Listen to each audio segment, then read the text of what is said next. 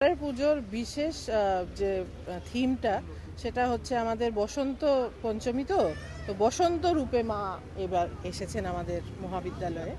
এবং আরেকটা যে আমাদের স্পেশালিটি আমাদের কলেজের আছে, যেহেতু মহিলা মহাবিদ্যালয়, তো আমরা সবসময় আমাদের যে পুরোহিত উনি মহিলা। তো এই দুটো আমাদের সবসময় ডিস্টিংটিভ ফিচার্স আমাদের কলেজের।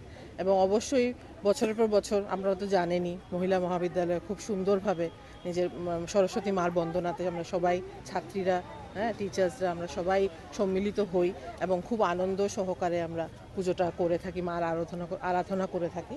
আজকেও এবার এই দিনও এরকমভাবেই সুন্দরভাবে হচ্ছে সব কিছু। আচ্ছা, এই পুজোর পাশাপাশি আর কি কি ব্যবস্থা রয়েছে? প্রসাদের ব্যবস্থা রয়েছে, এটা তো অবশ্যই প্রত্যেকবারই থাকে। এবং আমাদের মোটামুটি যে আপনারা দেখছেন যে অ্যারেঞ্জমেন্টটা হয়েছে সে খুবই সুব্যবস্থিতভাবে।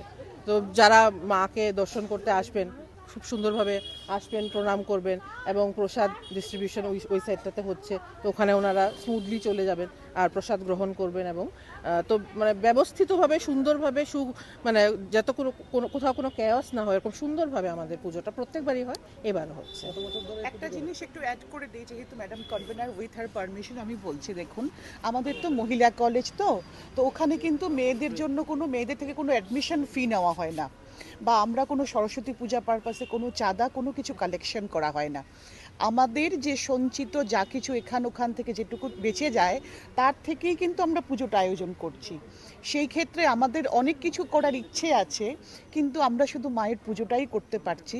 সাফিসিয়েন্ট ফান্ড আমাদের কাছে সবসময় থাকে না, কারণ যেহেতু আমরা ওদের থেকে অ্যাডমিশন ফি নিই না এবং সরস্বতী পূজার জন্য কোনো কালেকশন করি না। অনেক কিছুই আমাদের ইচ্ছে আছে, কিন্তু আমাদের ফান্ডের জন্য আমরা কিন্তু শুধুমাত্র মায়ের পুজোটা করছি আর সবাইকে প্রসাদ দিই আমরা। পুজো তো দেখুন 1965-এ শুরু হয়েছে, তখন থেকেই পুজো হচ্ছে। তো 2026 চলছে, তো সেই অনুযায়ী আমাদের পুজো এবার আয়োজন করা হয়েছে। আগামীতে মহিলা বিশ্ববিদ্যালয় হবে, তো তখন হয়তো আরও নতুন রূপে মা সেজে উঠবেন। এবার আমাদের থিম হচ্ছে মা বাসন্তী রূপে সেজেছেন। প্রত্যেক বছর নয়, যে মেয়েটি পুজো করছে, যে পুরোহিত পুজো করছেন, সে কিন্তু আমাদের এই কলেজেরই ছাত্রী, সংস্কৃত বিভাগের ছাত্রী ছিলেন। তো আমি বেশ কয়েকবার দেখেই দেখছি ওকে দিয়ে পুজো করানো হচ্ছে এবং খুব সুন্দরভাবে সঠিক মন্ত্রোচ্চারণের মাধ্যমে বিধি বিধান মেনেই কিন্তু ও পুজোটা করছে। তো আমরা চাইছি ও যতদিন থাকবে আমাদের সাথে, ওকে দিয়েই আমরা পুজো করাতে চাইছি। ছাত্রীরা আছে, প্রাক্তন ছাত্রছাত্রীরা আমাদের এখানে আসে। এখন পরীক্ষার সময় চলছে না, অনেকেরই ব্যাক পেপার আছে, অনেকের রেগুলার স্টুডেন্টস আছে। তো আসবে আমাদের মেয়েরা, দুপুরের দিকে তো সবাই আসবে। পুজোর আয়োজনেও প্রাক্তন এবং নবীন সবাই আছে। আমার নাম ডক্টর মণিদীপা দত্তগুপ্তা। আমার নাম অনন্যা সিনহা, কনভেনার সরস্বতী পূজা কমিটি। খুবই মজায় সব মানে পুরোটাই আমাদের কাউন্সিল রুমের পক্ষ থেকে হয়। সব স্টুডেন্টসরাই থাকে, প্রাক্তন নবীন সবাই থাকে, কিন্তু আমাদের স্টুডেন্ট কাউন্সিল যারা আছি তারাই একটু বেশি থাকে। তো আমরা পুরোটাই কালকে গেছি মূর্তি আনার জন্য, সব স্টুডেন্ট ম্যাডামদের নিয়ে গেছি। তো এখন আবার সকাল সকাল এসে পুজোতে অংশগ্রহণ করেছি, পুজোর কাজ করছি, তো অনেকটাই ভালো লাগছে।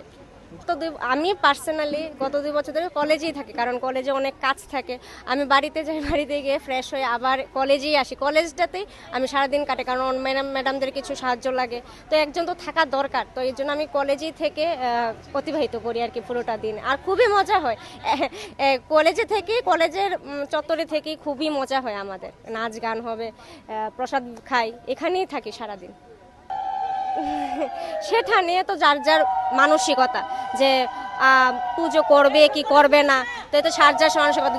সবাই ঘরে ঘরে করে, তো এখন আর বাইরে বেশি একটা হয় না, সবাই ঘরে ঘরে এখন পার্সোনালি করে আর কি। আর আমরা কলেজের পুজো তো এবার ইউনিকই, পুরোটি আগে রুমের ভিতর হতো, তো এখন এবার বাইরে হচ্ছে। আমাদের মূর্তিও এবার ইউনিক, যে এবার মাকে একটু অন্যরকম গয়না পরাবো, অন্যরকম স্টাইলে মাকে আনবো, তো ওইটাই আর কি।